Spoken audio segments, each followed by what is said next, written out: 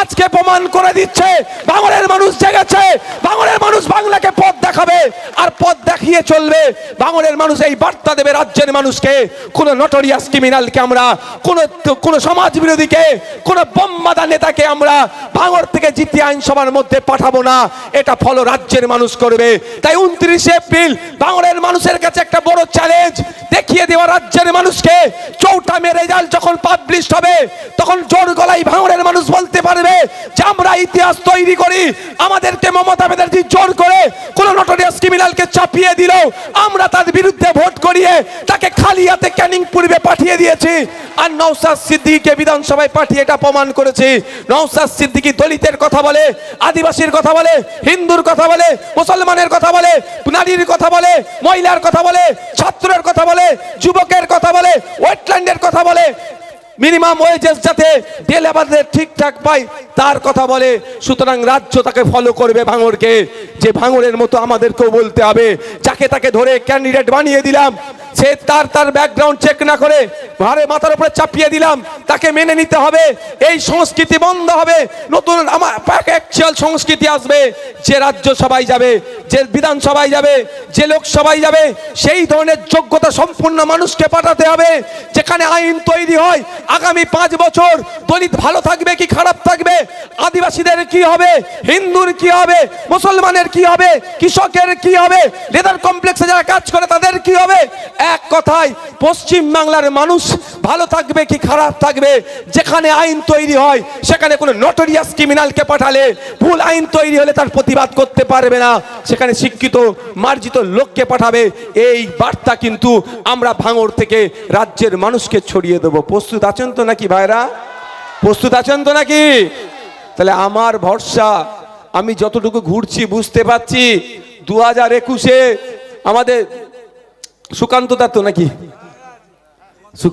সুকান্ত দা তো আমাদের ফরফ্রন্টে থেকে লড়াই করেছে, এখন একটু ব্যাকের দিকে চলে যাচ্ছে। ব্যাকে গেলে হবে না কমরেড। তো যা বুঝতে পারছি মানুষ পুরো তেতে আছে, মানুষ শুধু অপেক্ষায় আছে 29 তারিখ কখন আসবে, 29 তারিখ কখন আসবে।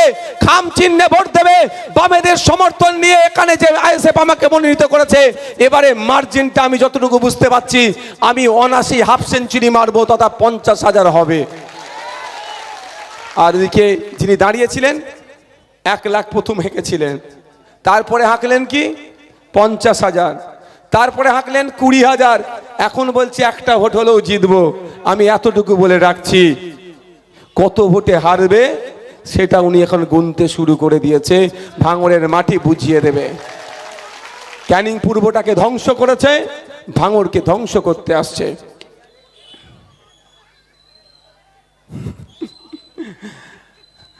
ভাঙড়টাকে ধ্বংস করতে এসেছে। আমি তাই অনুরোধ করবো আপনাদের কাছে, আমাকে আটকানোর জন্য অনেক চেষ্টা চলছে, মিথ্যাচার অনাচার হচ্ছে। নওশাদ সিদ্দিকী জিতলে নাকি লক্ষ্মীর ভান্ডার বন্ধ হয়ে যাবে, নওশাদ সিদ্দিকী জিতলে নাকি ঘরের টাকা আসা বন্ধ হয়ে যাবে, নওশাদ সিদ্দিকী জিতলে নাকি এই হবে সেই হবে। একটা তথ্য দিয়ে বলছি আপনাদের, আমি যে ভোটে জেতার পরে দুয়ারে দুয়ারে গিয়েছিলাম না, সেখানে আদিবাসী দলিত হিন্দু মুসলমান নির্বিশেষে মায়েদের সাথে বাপেদের সাথে কথা বলে জানতে পেরেছিলাম অনেকে প্রকৃত বিধবা ভাতা পাওয়ার যোগ্য তারা পাচ্ছে না, বার্ধক্য ভাতা পাওয়ার যোগ্য তারা পাচ্ছে না। আমি বিধানসভায় গিয়ে মাননীয় মন্ত্রীর দৃষ্টি আকর্ষণ করেছিলাম, তথ্য তুলে দেখুন, তখন যতটা না বার্ধক্য ভাতা বিধবা ভাতা পেত, ভাঙড়ে তার এখন কয়েক লাখ বেশি মানুষ পাচ্ছে, কয়েক হাজার বেশি মানুষ পাচ্ছে, কয়েক হাজার বেশি মানুষ পাচ্ছে, বাড়ছে কমছে না। এগুলো শুধু ভয় দেখানো হচ্ছে। কারা ভয় দেখাচ্ছে? যাদেরকে আপনারা ভোটে জিতিয়ে সদস্য বানিয়েছেন, তাই না? এবার একবার আপনারা ভোটে হারান, ভয় দেখানোটা বন্ধ হয়ে যাবে, বাঘ ছিল বিড়াল হয়ে যাবে। তাই আপনাদের বলবো সজাগ সতর্ক থাকতে হবে। আমার এখানে যারা দলিত আদিবাসী মুসলিম সমাজের মায়েরা আছেন, আমি আপনাদের কাছে একটা প্রশ্ন ছুড়ে দিতে চাই। বাপেরা আছেন, আজকে বাড়ি যাবেন, ডিনার করার পরে আপনার বাড়ির ছেলে মেয়েগুলোকে ডাকবেন। এই যে বলছি না লক্ষ্মীর ভান্ডার, এই লক্ষ্মীর ভান্ডার নিয়ে বলছি 1200-1500 টাকা মাসে পান। যে হাতে মমতা ব্যানার্জি 1200-1500 টাকা আপনার বাড়ির মহিলাদেরকে দিচ্ছে, ওই হাতেই মমতা ব্যানার্জি আপনার বাড়ির ছোট ছোট শিশুর ভবিষ্যৎগুলো ধ্বংস করে দিচ্ছে। তার প্রমাণ আমি দিয়ে যাবো এখানে। আজকে বাড়ি যাবেন, বাড়ি গিয়ে 3-4 বাচ্চাকে ডাকবেন, 3 থেকে 4 উঠেছে, 3 থেকে 4 উঠেছে, 3 অঙ্কের বইটা নেবেন, পেনটা খাতাটা তুলে দিয়ে বলবেন ক্লাস 3 অঙ্কের অনুশীলন 1-এর অঙ্কটা করতে বলবেন।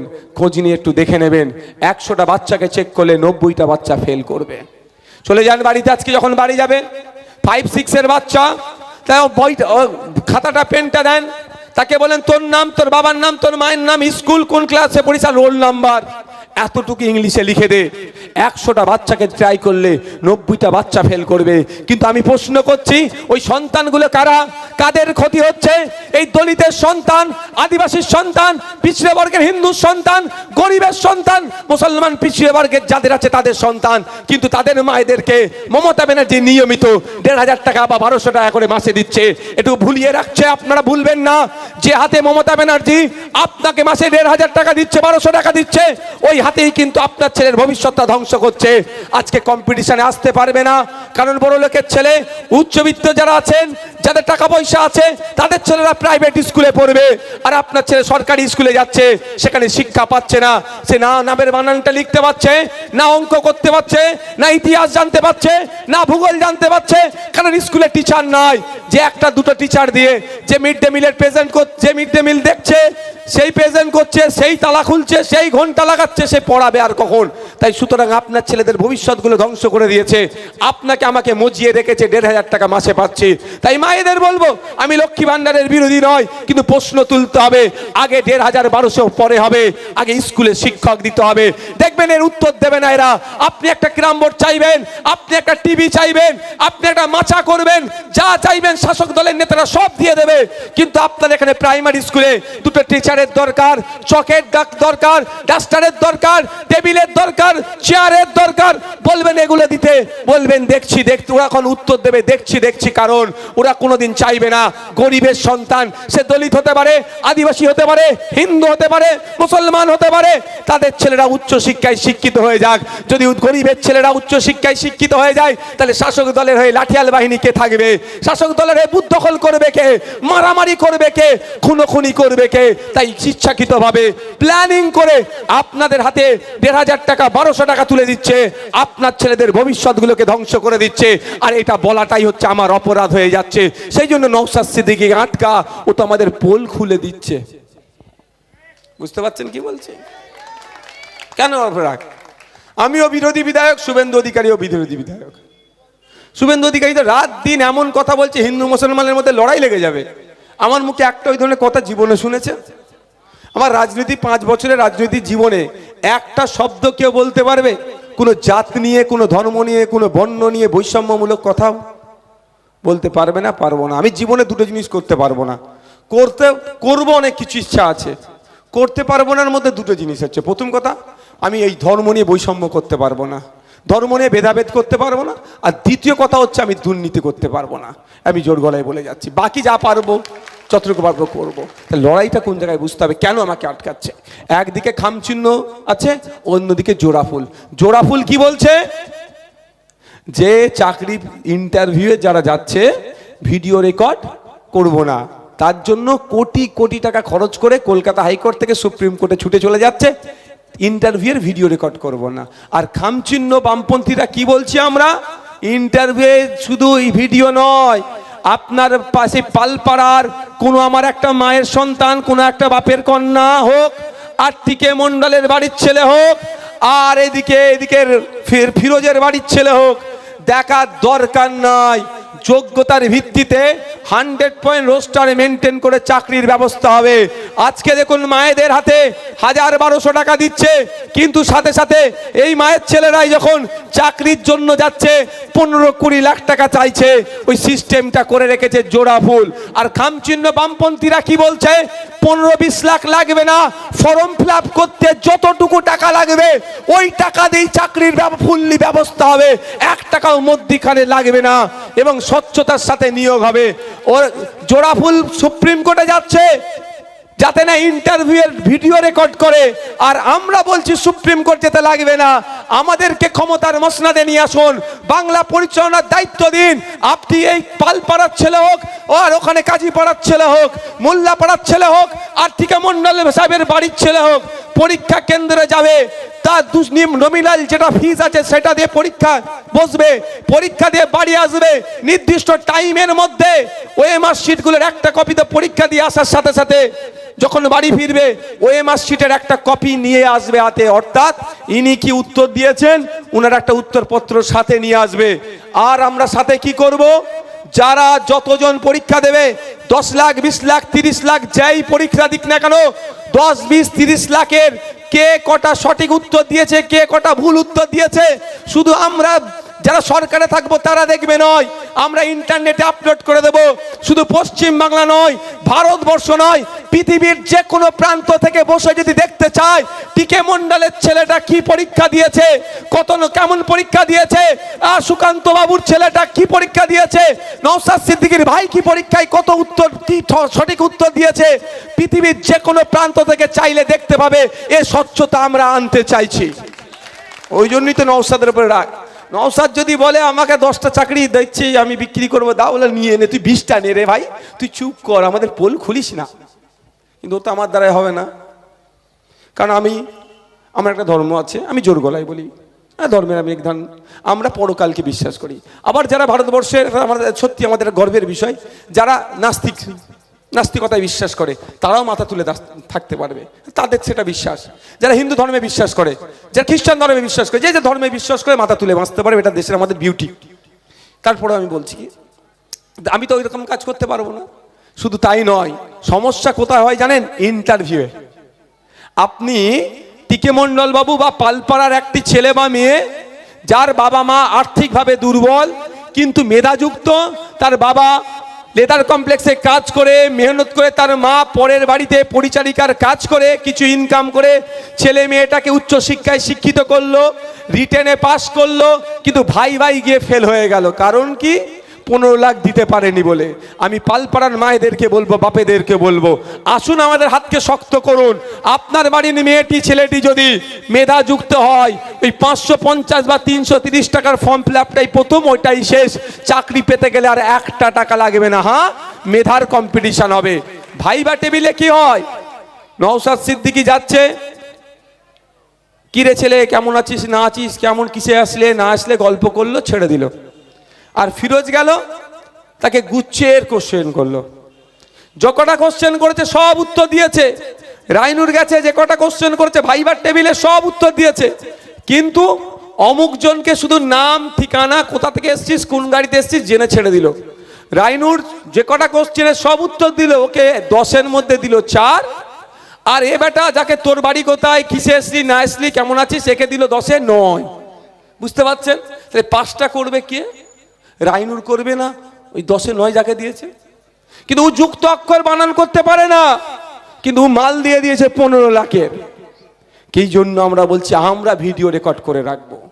ইন্টারভিউ টেবিল হবে, রাইনুর পরীক্ষা দিতে গিয়ে ইন্টারভিউ যাবে, সেই টিকে মন্ডলের বাড়ির ছেলেটা আসবে, আমার ভাই আসবে, আপনার ছেলে আসবে, আপনার কন্যা আসবে, দেখার প্রয়োজন নয়। প্রত্যেকটা যে ইন্টারভিউ দেবে, ইন্টারভিউ টেবিলে ভিডিও রেকর্ড হবে। যে কোনো সময় যদি মনে করে টিকে মন্ডল সাহেবের ছেলে যে আমার সাথে বৈষম্য হয়েছে, আমি এর থেকে ভালো পরীক্ষা দিয়েছি, আমাকে নম্বর কম দিয়েছে, সে চ্যালেঞ্জ করে কোর্টে যেতে পারে। আর সেই ভিডিও রেকর্ড আমরা সংরক্ষণ করে রাখবো। কোর্ট যখন চাইবে আমাদের কাছ থেকে আমরা দিয়ে দেব। এই স্বচ্ছতা আনতে চাইছি। এই স্বচ্ছতা আনলে কি হবে, অন্ধকার জগতের প্রাণীকে আলো, প্রাণী যারা হয় তারা আলোকে পছন্দ করে না। যারা দুর্নীতিগ্রস্ত, যারা তোলাবাজ, যারা চাকরি বিক্রি করে যাদের সংসার চলে, চাকরি বিক্রি করে যাদের হাঁড়ি চড়ে, তারা তো আমাদেরকে আটকাবে ভাই। এবার আপনারা ডিসাইড করুন। খাম চিহ্ন বলছে, এখানের জন্য বলছি, রাজারহাটে আবার কাস্তাতুরি তারা চিহ্নের কথা বলছে, কসবাতের কাস্তাতুরি তারা চিহ্নের কথা বলছে, মিনাখাতে খাম চিহ্নের কথা বলছে, ক্যানিং পূর্বে খাম চিহ্নের কথা বলছে, অর্থাৎ 294টা জায়গাতে খাম চিহ্ন আর লাল ঝান্ডা যা কথা বলছে একটু আপনি শুনে রাখুন। কি বলছে? ওরা সুপ্রিম কোর্টে যাচ্ছে ইন্টারভিউ আটকাতে ভিডিও রেকর্ড। আর আমরা বলছি আমাদের জনগণের ট্যাক্সের টাকা খরচ করে সুপ্রিম কোর্টে যাওয়ার দরকার নেই। আমরা জনগণকে স্বচ্ছভাবে নিয়োগের জন্য আমরা ভিডিও রেকর্ড করে রাখবো। পারলে আপনারা যখন তখন কোর্টের মাধ্যমে চাইবেন চেক করে নিতে পারেন। এবার আপনারা কাকে গ্রহণ করবেন? জোড়াফুল যে আপনার ছেলের চাকরির জন্য অলরেডি 15-20 লাখ টাকা ডিমান্ড করছে, না খামচিহ্ন যে 550, 330-এ আপনার ছেলের চাকরি হবে? বলুন আপনারা। এখন তো দিচ্ছে এখন যুব ভাতা দিচ্ছে, শুনতে খুব ভালো লাগছে, 1,500 টাকা মাসে দিচ্ছে। 1 কোটি ছেলে মেয়ে অ্যাপ্লিকেশন করেছে, এটা একটা নাটক নয়। ভাবতে পেরেছেন? 1 কোটি ছেলে অ্যাপ্লিকেশন মানে বেকারত্বের জ্বালায় চলছে। তাহলে কত? এই জ্বালাটা কিভাবে আপনি কাটাবেন? 1,500 টাকা মাসে দিলে হবে তো? পার ডে 50 টাকায় সংসার চলবে তো? বিয়ে শাদী করবে না সে? পরিবার পরিকল্পনা নেবে না সে? তাই আপনাদের বলবো, জোড়াফুল ভবিষ্যৎটা খারাপ করছে, 1,500 টাকা দিয়ে বেকার রাখছে। বেকারের পরে যদি সে বিয়ে করে ফেলে, সংসার ধর্ম হয়, বাচ্চা কাচ্চা হয়, তাহলে সেই বেকারত্বের জ্বালাই জ্বলবে। তাহলে তার বাচ্চার জন্য একটা লাট্টুজেন্ট দুধ হোক আর যাই হোক, তার জামা কাপড় কিনে আনার মতো সামর্থ্য থাকবে না। তখন এই তৃণমূলের নেতারা হাতে বোম তুলে দেবে, পিস্তল তুলে দেবে, এই অন্যায় কাজটা কর, তুই তাহলে একটু টাকা পাবি। এই সমাজ ব্যবস্থা আনতে চাইছে, আমরা ওই সমাজ ব্যবস্থাকে বন্ধ করতে চাইছি। জোড়াফুল বলছে 1,500 টাকা দেবে, আর খামচিহ্ন লাল ঝান্ডা বলছে আপনারা আমাদের ক্ষমতার মসনদে নিয়ে আসুন, আমরা পরিবার পিছু একজন করে চাকরির ব্যবস্থা করবে, স্থায়ী চাকরি। ও 1,500 টাকা, আমরা কি বলছি? স্থায়ী চাকরির ব্যবস্থা করব। শুধু তাই নয়, পরিবার পিছু 1 ফ্যামিলি 1 জব, মানে বুঝতে পারছেন? এই ব্যবস্থা করব। দিদিমণির মতো আমি বলবো না ডবল চাকরি। কি বলছি বুঝে আসছে? দিদিমণি ডবল চাকরির গল্প শুনেছে। ডবল চাকরি তো দূরের কথা, প্রকৃত যারা চাকরি করেছিল 26,000-এর মতো যারা বৈধ ছিল, তারাও আজকে বাদ হয়ে গেল। তাই আপনাদের ভাবতে হবে কাকে গ্রহণ করবেন।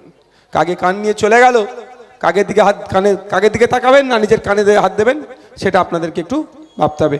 আমি আর 5 মিনিট বক্তব্য দেব, এনার্জি আছে আপনাদের? আমার ভাই সকাল থেকে চলছে, আমার একটু এনার্জি ডাউন আজকে, বুঝতে পারছি। আর 5 মিনিট বক্তব্য দিয়ে ছেড়ে দেবো, কারণ রাগ হচ্ছে না তো? আমাদের পশ্চিমবাংলায় সরকার চলছে না, একটা সার্কাস চলছে। এই সার্কাসটা বন্ধ করতে হবে তো। সার্কাস দেখতে গেলে ওই সার্কাস আসে যখন শীতকালে দেখতে যাবেন, যাদের ইচ্ছা হবে। কিন্তু সরকারের সার্কাস হলে তো সমস্যা। সরকারে যদি সার্কাস চলে সমস্যা নয়, যে সমস্যার সম্মুখীন আমরা হচ্ছি। এর থেকে পরিত্রাণ পেতে গেলে প্রকৃত সরকার তৈরি করতে হবে। কেমন সার্কাস চলছে 3টে বিষয় বলে ছেড়ে দেবো। প্রথম বিষয়, এসসি রিজার্ভেশনের নামে পশ্চিমবাংলা সরকার আমার আদি দলিত ভাইদের উপরে বৈষম্য হচ্ছে। 100 জন চাকরির মধ্যে 22 জন দলিত হওয়ার কথা, প্রকৃতরা পাচ্ছে না। ফেক সার্টিফিকেট বানিয়ে দলিতদের চাকরি কেড়ে নিচ্ছে। আদিবাসী 100 জনের মধ্যে 6 জনের, 100 জন চাকরির মধ্যে 6% সংরক্ষণ হচ্ছে আদিবাসীদের জন্য। আপনি শুনলে হাসবেন, বলে না দুধে পানি মেশাই, এই সরকার পানিতে দুধ মিশাচ্ছে। মানে ভয়ঙ্কর দুর্নীতি হচ্ছে। কেমন ভাবে হচ্ছে? পশ্চিমবাংলায় 80 লাখ আদিবাসী আছে, আর 1.5 কোটি সার্টিফিকেট ইস্যু হয়ে গেছে। 70 লক্ষ কোথা থেকে আসলো? নন আদিবাসীরা আদিবাসী সেজে আদিবাসীদের অধিকার কেড়ে নিচ্ছে। আর আমরা বলছি আপনারা আমাদেরকে ক্ষমতায় নিয়ে আসুন। 6 মাস টাইম যাবে, 6 মাস টাইম যাবে না, উইদিন 6 মান্থ আমরা কমিশন বসাবো। যত দলিত সেজে দলিত হিন্দুদের অধিকারকে কতদিন করে কামিয়ে খাচ্ছিল, কথা দিয়ে যাচ্ছি আমরা ওই সমস্ত সার্টিফিকেট গুলো খুঁজে বার করে, যেখানেই থাকুক না কেন, কবরে থাকুক আর শ্মশানে থাকুক, খুঁজে বার করে ওটাকে জ্বালিয়ে দেবো, পুড়িয়ে দেবো, ওটাকে ডিলিট করে দেবো আমরা 6 মাসের মধ্যে। যে 70 লাখ ফেক সার্টিফিকেট নিয়ে আদিবাসীদের অধিকার কেড়ে নিচ্ছে, আপনাদের কথা দিয়ে যাচ্ছি, আপনারা আমাদের যদি সরকারে আনেন, উইদিন 6 মান্থ 6 মাসের মধ্যে আমরা কমিশন বসিয়ে যত ফেক এসটি সার্টিফিকেট আছে এগুলোকে বাতিল করে দেব, এবং সাথে সাথে যারা এগুলো ইস্যু করেছে তাদের বিরুদ্ধে আইনত ব্যবস্থা গ্রহণ করে তাদের জেলের ভাত খাওয়াবো, একটাও ছাড় পাবে না। তাই বন্ধুগণ, আপনাদেরকে একটু চোখ কান খুলে চলতে হবে। এখন খবর পাচ্ছি যে শওকত সাহেব এখন ব্যবতা টু বামনঘাটাতে ভালো ভালো শাড়ি দিচ্ছে। খবর পাচ্ছি, সত্য মিথ্যা আপনারা জানেন, ভালো বলতে পারেন। বিরিয়ানির প্যাকেট টাকাও দিচ্ছে, তবে ছাড়বেন না, সব যা দেবে নিয়ে নেবেন। সব incoming, no outgoing, there is no outgoing, যা হবে সব ইনকামিং, ছাড়বেন না। কিন্তু টাকা শাড়ি যা দিচ্ছে নিয়ে কিন্তু ভুল করে ভোটটা ওখানে দেবেন না, কারণ এ ব্যবসায়ী মাইন্ডে দিচ্ছে, বিজনেস মাইন্ডে, কমার্শিয়াল মাইন্ডে দিচ্ছে। 10 কোটি টাকা খরচ করব, 100 কোটি তুলবো। এই 10 কোটি খরচ করে 100 কোটি কিভাবে উঠবে? দুটো ভাবে উঠবে। প্রথম ভাগে হচ্ছে আপনাদের এখানে যে উন্নয়ন হচ্ছে, উন্নয়ন বললে বলবেন অস্বস্তি দিয়ে কি উন্নয়ন করেছে? ভাঙড়ে 2021 থেকে 2026 উন্নয়নের জন্য একটা লাইট পোস্ট যদি হয় সেটাও নওশাদ সিদ্দিকীর অবদান, এটুকু মাথায় রাখবেন, জোর গলায় বলছি। আর সব থেকে প্রথম ক্রেডিট যাবে ভাঙড়ের মানুষের কাছে। 11 থেকে 21 যা না হয়েছে 21 থেকে 26 করতে বাধ্য করিয়েছি, কি করাইনি আপনারা বলেন? হ্যাঁ, ফিতে কাটাটা দরকার ছিল, নওশাদ সিদ্দিকীর ফিতে কাটছে, বুঝতে পারছেন? তাতে আমার রাগ নয়, ভাঙড়ের মানুষের উন্নয়ন হোক। তারপরেও বলছি কি হবে, একটা ঢালাই রাস্তা 8 ফুট চওড়া, 6 ফুট গেজ, যদি আপনারা ওই 500 টাকা বিরিয়ানির প্যাকেট শাড়িতে যদি ওনাকে জিতিয়ে দেন, জিতবেন, আমি তো আপনাকে ভাবাচ্ছি, তাহলে কি হবে, 8 ফুট চওড়া রাস্তাটা হবে 6 ফুট, 6 ইঞ্চি গেজটা হবে 4 ইঞ্চি গেজ। আপনি বলছেন তাহলে আমার কি ক্ষতি হবে এতে? হ্যাঁ, ক্ষতি আপনার হবে তো। ভাঙড়ে 100 কোটি টাকা উন্নয়নের জন্য এসছে, সেখান থেকে যদি 30-35 কোটি টাকা ক্যানিং পূর্বে চলে যায়, ক্ষতি কার হবে? ভাঙড়ের মানুষের হচ্ছে না। কারণ সে রাস্তা, যে রাস্তা 10 বছর টেকার দরকার ছিল, ভিতরে রড দেওয়ার দরকার আছে, সেই রাস্তা 6 মাস, 1 বছর, 2 বছরের পরে আর চলাচলের অযোগ্য হয়ে যাবে। তো আপনাদের এইভাবে টাকাটা উঠবে একটা। আর দ্বিতীয় টাকা, এই যে জায়গাটায় আছি আমি, এখানে কালকে প্রমোটিং করবে, এই করবে, আপনার জমি কেড়ে নেবে, বা কি বলবে, আমাকে বিক্রি করে দে, নাহলে কানে বন্দুক ধরবে। আর একটা পন্থা, আপনার জমি 10 লাখ টাকা কাঠা, আপনি কাউকে বিক্রি করতে পারবেন না। কি বলবে, যদি জমি বিক্রি করো, ওই নেতা বলবে আমাকে মাধ্যমে বিক্রি করতে হবে, তখন কি করবে, 2 লাখ টাকা আপনাকে বলবে কাটা হিসাবে ধর, ও ওইটাকে নিয়ে 8 লাখ আরো ছাপিয়ে 10 লাখ টাকা কাটা পার্টিকে বিক্রি করবে। এইভাবে তো 10 কোটি ইনভেস্ট করে 100 কোটি তুলবে। অথবা আপনার ইচ্ছা গেছে 2 কাঠা জায়গা কিনবেন, যে জায়গাটার দাম 40,000 টাকা শতক, সে 40,000 টাকা ওই মালিকের কাছ থেকে 20,000 দিয়ে নেবে, আবার আপনাকে বলবে এটা 1 লাখ টাকা শতক তোকে নিতে হবে। আপনি যদি না নেন, ডাইরেক্ট যদি মালিকের কাছ থেকে নিয়ে নেন, আপনি কেনার পর আপনি দখল পাবেন না, আপনাকে আটকে দেবে। এইভাবে আপনার উপরে বুল্ডোজার চালাবে, প্রেসার করবে। তাই অনুরোধ করছি, কোনোভাবেই ভুল জায়গায় হাত আপনারা দেবেন না, কোনো মতেই খাম চিহ্ন ছাড়া অন্য কোনো জায়গায় দেবেন না। এরপরেও বলছি আমি, যদি মনে হয় ওই নোটোরিয়াস ক্রিমিনালটা বাদে ভাঙড়ে যে প্রার্থীগুলো দাঁড়িয়েছে, সেই প্রার্থীর মধ্যে কোন সব থেকে ভালো প্রার্থী নওশাদ সিদ্দিকীর থেকেও ভালো যদি মনে হয়, তাকে ভোটে জিতিয়ে বিধানসভায় পাঠান। তবে অনুরোধ করছি, আগামী 5 বছর নয়, আগামী যুগ যুগের জন্য কোনো মতেই যায় ক্যানিংকে ধ্বংস করেছে, ভাঙড়কে তার হাতে তুলে দেবেন না। ভাঙড়কে এই আরাবুল সাহেবের কথাই মধুর হারিয়ে পুরো ধ্বংস করে ফেলবে, শোষণ করবে আপনাদের। আমি বলছি না আমাকে ভোট দিতে, যদি ভালো লাগে দেবেন। যদি আমার মতে কেউ মনে হয় কোনো ভালো প্রার্থী আপনাদের নজরে আছে, তাকে জিতিয়ে পাঠাবেন। আমার কথাতে কোনো মতবিরোধ নেই। শুধু একটা জায়গায় অনুরোধ করব, যে আমরা সম্প্রীতির সাথে, ঐক্যের সাথে, টিকে মণ্ডল, নওশাদ সিদ্দিকী, এখানে ফিরোজদা যারা আছেন, খোকন ভাইদের মধ্যে কোনো আমরা বৈষম্য দেখিনি, কিন্তু ওরা রাজনৈতিক কারবারিরা, ওরা এখানে ঢুকবে, ঢুকে বৈষম্য প্রথমে তৈরি করবে, তৈরি করে টিকে মণ্ডলের মন্দিরের যে দেবত্ব সম্পত্তি আছে সেটা লুট করার চেষ্টা করবে। কারণ এখন লুট করতে গেলে খোকন দা এসে দাঁড়িয়ে যাবে যে মন্দিরের সম্পত্তিতে হাত দিতে দেব না, ঠাকুরের সম্পত্তিতে হাত দিতে দেব না। তাহলে ওরা প্রথম ঢুকবে, বৈষম্য তৈরি করবে, খোকনের সাথে টিকে মণ্ডল সাহেবের পার্থক্য তৈরি করবে, তারপরে সেটাকে নেবে। এরপরে আসবে মসজিদের জায়গা, মাদ্রাসার জায়গা, ঈদগাহ, কবরস্থানের জায়গা, এরাও ছাড়বে না, বুল্ডোজার চালিয়ে এরা সেটাকে প্রমোটিং করবে। তাই অনুরোধ আপনাদের কাছে, ওই যারা জমি মাফিয়া ভাঙড়কে, ক্যানিং পূর্বকে যে ধ্বংস করেছে, তাকে কোনো মতেই ভাঙড়ে কি হবে গো, জায়গা দেওয়া যাবে না। এটা প্রস্তুত আছেন তো নাকি? আমি আপনাদের কাছ থেকে একটা পুরস্কার চাই। আচ্ছা, 4-5 বছরে আমার সার্টিফিকেট আপনারা কি দেবেন? আমি তোলাবাজ, দুর্নীতি করেছি, 1 টাকা জোর করে কেউ বলতে পারে নিয়েছি? উল্টে প্রমাণ আমার কাছে ভুরি ভুরি আছে, কিন্তু আমি সেটা করি না। কাকে সহযোগিতা করেছি বলে তার নাম আমি স্টেজে, অত আমি নয়, কিন্তু আমি উল্টে এখানে কার প্রমাণ আমি দেবো? সব বিধায়কদের হলফনামা দেখবেন, 5 বছর বিধায়ক থাকার পরে তার ইনকাম বেড়েছে, আর ভাঙড়ের বিধায়কের 5 বছরে বিধায়ক থাকার পরে ইনকাম কমে গিয়েছে। বুঝতে পারছেন? আমি এত তোলাবাজি করেছি, আমার ইনকাম কমে গেছে। কেন? আমার যেটা ছিল, যা মানুষ যখন যার যেভাবে বলেছে আমি আমার দেওয়ার চেষ্টা করেছি, সেটা আলাদা ব্যাপার, কিন্তু আমার ইনকাম কমেছে, এতটুকু জাস্ট বলি। আমি আপনাদের এতটুকুই বলবো যে আমাদেরকে চোখ কান খুলে চলতে হবে।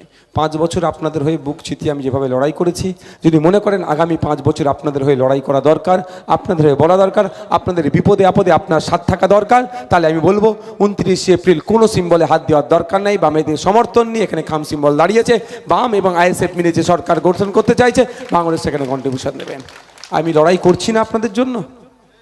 মমতা ব্যানার্জি যখন কলকাতায় এসআইআরের নামে নাটক করছিল, বলছিল আমার লাশের ওপর দিয়ে এসআইআর হবে, নাটক করছিল, তখন সুপ্রিম কোর্টে আপনাদের ছোট ভাই নওশাদ সিদ্দিকী এসআইআরের জন্য মামলা করেছিল। যখন মমতা ব্যানার্জি বলেছিল ওয়াকাফ দিল্লির বিষয়, দিল্লিকে লড়াই করে এখানে গুতগুতি করবে না, তো তার বলার আগে নওশাদ সিদ্দিকী আপনার বাপদাদার কবরস্থান এখনো যে সুরক্ষিত আছে সেটাকে আটকানোর জন্য, ওয়াকাফ সম্পত্তিকে বাঁচানোর জন্য সুপ্রিম কোর্টে গিয়ে লড়াই নওশাদ সিদ্দিকী করেছে। 4টে লাইট আর 2টো ঢালাই রাস্তা করে দিলে উন্নয়ন হয়ে যায় না, জনপ্রতিনিধি হওয়া যায় না, সামগ্রিক বিষয়গুলো দেখতে হয়। তাই আমি আপনাদের বলবো একটু ভাববেন, একটু ভাববেন। এই এসআইআর নিয়ে আজকে যে অবস্থা, আন্ডার জুডিকেশন ডিলিট হয়ে গিয়েছে, কই তৃণমূলের কোনো নেতা নেত্রীরা আপনাদেরকে আইনি সহায়তা দিয়েছে বলতে পারবেন?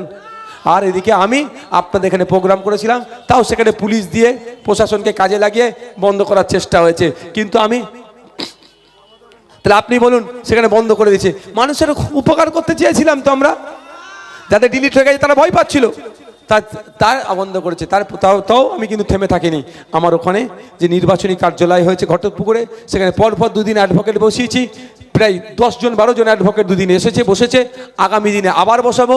আমি আপনাদের হয়ে বিপদে, আপনাদের বিপদে আমি আপনাদের হাত ছেড়ে যাব না। তো যদি মনে হয় আগামী 5 বছর আপনার পাশে আমাকে রাখবেন, আপনার হয়ে আমাকে লড়াই করবেন, সে বিদ্যুৎ মণ্ডল হতে পারে, আনিস খান হতে পারে, রুমা ওরাও হতে পারে, দলিতের উপরে অত্যাচার হতে পারে, আদিবাসীর উপরে অত্যাচার হতে পারে, হিন্দুর উপরে অত্যাচার হতে পারে, মুসলমানের উপরে অত্যাচার হতে পারে, তার শিক্ষার দাবি হতে পারে, স্বাস্থ্যের দাবি হতে পারে, কলেজের দাবি হতে পারে, হিমঘরের দাবি হতে পারে, সমস্ত বিষয়টাতে যদি মনে হয় যে আমাদের হয়ে সামনে থেকে লড়াই দেওয়ার জন্য ভাঙড় বিধানসভায় যতজন প্রতিদ্বন্দ্বিতা করছে তার মধ্যে নওশাদ সিদ্দিকী শ্রেষ্ঠ, তাহলেই বলবো আসুন 29 এপ্রিল খাম চিহ্নে আমাকে ভোট দিয়ে বিধানসভায় পাঠান। আর যদি মনে করেন আমার থেকেও বেটার কেউ আছে তাকে দেবেন, তবে অনুরোধ একটাই, জোড়া ফুলকে দেবেন না, ও হচ্ছে এক্সপায়ার হয়ে গেছে। এই যে ফুলের মালাটা দেখতে পাচ্ছেন, ভাল লাগছে তো, কত সুন্দর সেন্ট, একটা নির্দিষ্ট টাইমের পর এটা পচবে। এটা কি এটা যুগ যুগ ধরে বাড়িতে রাখতে পারবেন? কিছুদিন পরে দেবেন পচতে শুরু করবে, আর পচতে শুরু করলে কি হবে? পোকা জন্মাবে। সেই পোকা আপনার বাড়িতে ছেলে মেয়ে বাড়ি অসুস্থ করে ফেলতে পারে, কারণ কানে নাকে ঢুকে গেলে ঘা করে বিপদ করে ফেলতে পারে। তাহলে নির্দিষ্ট টাইমের পরে একে কি করতে হবে? সার গাদায় ফেলে দিতে হবে। 15 বছর ধরে যে সরকারটা চলছে সে সরকার আজকে পচে গিয়েছে। এই সরকার স্বাস্থ্যকে পচিয়েছে, শিক্ষাকে পচিয়েছে, রেশন চুরি করে পচিয়েছে, এবং হিন্দু মুসলমান দলিত আদিবাসীর মধ্যে যে সম্প্রীতি ঐক্য ছিল, এই রবি ঠাকুরের মাটি, এই নজরুলের মাটি, এই মাটিকেও আজকে বিষক্রিয়াতে পরিণত করেছে। এই 15 বছর ধরে, এই 15 বছর ধরে কোথায় কে গাড়ি কাঁচ ভেঙেছে? ওখানে আমার গাড়ির কাঁচটা কি ভেঙেছে যাওয়ার দরকার নেই, সিকিউরিটি দেখছে, ওখানে আছে তো। কাউকে যেতে হবে না, কাউকে যেতে হবে না, কেউ যাবে না, একটা বলে দিলাম ভাই, কেউ যাবে না একটা। এই একজন সিকিউরিটিকে নিয়ে যাও, একটাও কেউ যাবে না। দাও দাও, বাদ দাও। কি বলতে যাচ্ছিলাম? তো 15 বছর হয়ে গেল, এ এক্সপায়ার হয়ে গিয়েছে। তো একে সার গাদায় ফেলতে হবে, নাহলে এ ঢুকে আমাদের ক্ষতি করে দেবে। তাই বন্ধুগণ, আমি আপনাদের বলবো, এই ভাই আমার এইদিকে তাকাও, এইটাই তো তোমাদের খারাপ। তোমাদের লিডার যখন এইদিকে আছে তুমি ওইদিকে তাকাচ্ছ কেন? আমি চিন্তিত হয়েছি, আমি চিন্তিত হয়েছি, তা তুমি চিন্তিত হয়ে যাচ্ছ কেন? স্বামী বিবেকানন্দজির একটা কথা শুনবে, সারাদিন চলার পথে যদি কোনো বাধার সম্মুখীন না হও, জানবে তুমি ভুল পথে পরিচালিত হচ্ছ। বুঝতে পারছো বইটা? আমি শিক্ষার্থী আছি তো নাকি? এখানে যিনি দায়িত্বে আছেন, ইনচার্জ, কোন থানা এটা? পোলেরহাট থানার যিনি ইনচার্জ এখানে আছেন, আমি তার সাথে একটু কথা বলতে চাই, তিনি যেখানে আছেন আমি তার সাথে কথা বলতে চাই, একটু আসবেন। তাই যেটা বলছিলাম, 15 বছর হয়ে গেছে, এ পচে গেছে, কে সার গাদায় ফেলতে হবে, নাহলে এ পোকাতে আমাদের সমাজকে ধ্বংস করে দেবে। তাই 29 এপ্রিল আসছে দিন, 29 এপ্রিল আসছে দিন। আচ্ছা আপনাদের বলবো পোস্টাই কাহা যাবো, এই এখানকার যিনি ইনচার্জ যিনি আছেন তাকে আমি ডাকছি একটু। এখানে চার্জে কি আছে পোলিয়ার থানার? कौन साहेब दायित्व आछे? गाड़ी का कांच कौन टूटा? पूछिए तो अबूजर को, ड्राइवर को कैसे हुआ? ए ड्राइवरটা কে আছে এখানে আসো তো আমার কাছে। এখান থেকে আমি অনুরোধ করব কেউ কাউকে তাড়াতাড়ি দিতে যাবেন না। তাড়াতাড়ি দিয়ে আমাদের কাজ নয়, তাড়াতাড়ি দিয়ে আমাদের কাজ নয়, ওটা প্রশাসনের কাজ। প্রশাসন যদি ব্যর্থ হয়, ও কবরস্থান শ্মশান কোথা আছে খুঁজে বার করতে নওশাদ ভালো জানে।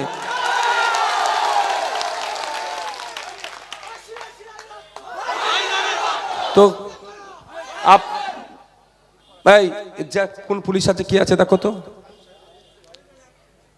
কে আছে দায়িত্বে, কে আছে? আমি বলছি এখানকার চার্জে কে আছে তার সাথে একটু কথা বলতে চাইছি। কে বড় বাবু ছোট বাবু চিনি না, তার সাথে কথা বলতে চাইছি। এবারে স্টেশন, আমি তার সাথে কথা বলতে চাচ্ছি। চাপ লাগলে আমি ছুটিয়ে ফেলবো। এই তোরা বসো, এই বসো তোমরা।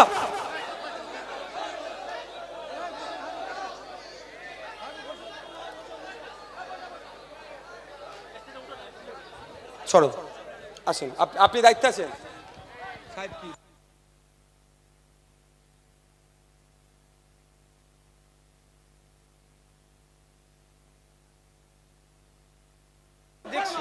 হ্যালো, আই বসো। আপনি আমাকে 10 মিনিট টাইম দেব। 10 মিনিটের মধ্যে যদি খুঁজে বার না করতে পারেন কি করতে হয় আমিও দেখাবো। 10 মিনিট বসছি আমি এখানে। আপনার ছেড়ে দাও, ছেড়ে দাও, না ছেড়ে দাও। 10 মিনিটের মধ্যে যদি না খুঁজে বার করেন আমি খুঁজে বার করব।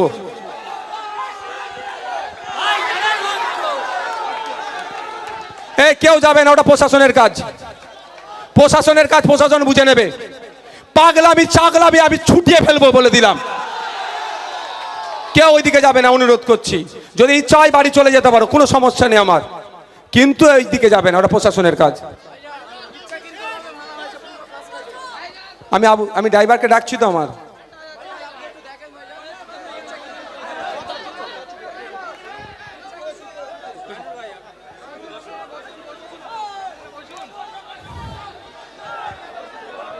আমি ড্রাইভারকে ডাকছি তো, গাড়িটা লক করে ড্রাইভারকে ডাকছি।